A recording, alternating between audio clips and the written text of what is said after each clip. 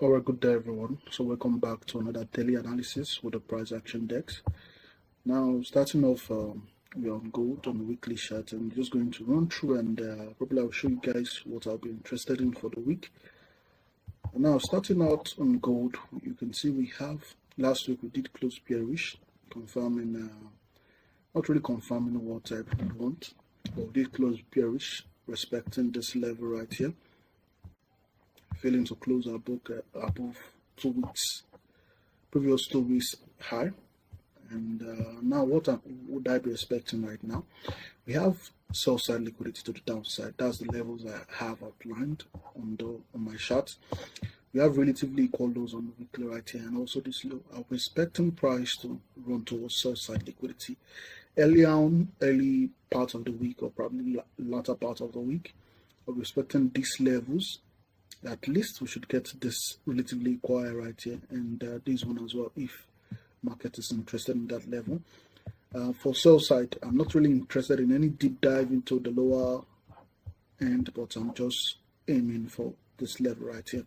We might take that level and probably have a rejection. That's possible, but my objective for this week is going to be those relatively equal lows as well as this low right here. Now going down to the daily, I'm just going to run through.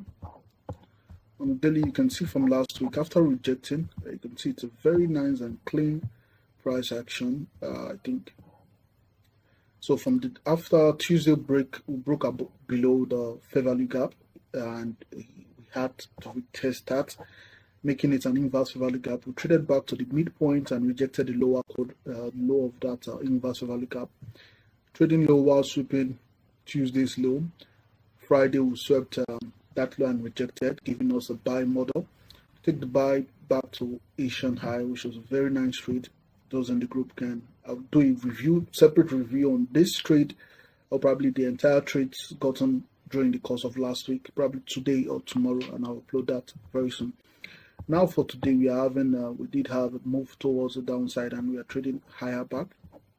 Now, personally for me, I'm not really interested in seeing price trade back to this inverse fair value gap again. I'm not really interested in that.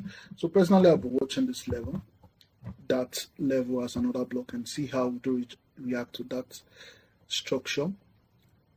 I would not want to see a retest of that inverse fair value gap. I would just want to see price keep pushing lower. Taking out objective, then we can see if we want to trade higher. You understand? That's the narrative for me. I'll be watching out this level, and it's also giving room for that. We might want to seek some previous day liquidity before any move. Then we might actually give a form of SMT divergence and reject to the lower side if that's what the market is interested in. So just keep watch. When I say SMT divergence, we might see that around that level. So going down to, we have the dollar index. Dollar index, we did a beautiful price run, and yeah, I already called this. If we would want to keep pushing higher, we'll trade back to that liquidity void. I marked out that level, and we did trade back to that liquidity void, to the consequent encroachment of that level, the area where there's no bodies of candle, no wicks, no body. That's what a liquidity void is. Now we did have a huge opening gap towards that level, and we did fill that gap back. Now we're reacting to this inverse value gap right here on the daily time frame. As currently, we might see some pullbacks. I'm not really giving a bias for the dollar index right now. I don't have a bias for the dollar index. We might likely see some pullbacks back into this new week opening gap. We might see some pullbacks, and if we do see those pullbacks, that's going to give us a further confirmation for our short ideas on gold.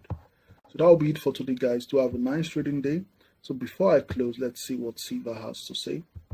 Now, like I said, if there's a possibility of an SMT divergence on silver, I'll be looking out for that. So that's basically it for today. Do have a nice day, guys, and trade safe. Take note of my bars. I'm going to repeat my bars for gold is bearish. I'm interested in looking for sells on gold, and during the course of the weekend, once you take out the objective, I might go after intraday liquidity, and so that's it. Do have a nice day, and yeah, trade safe.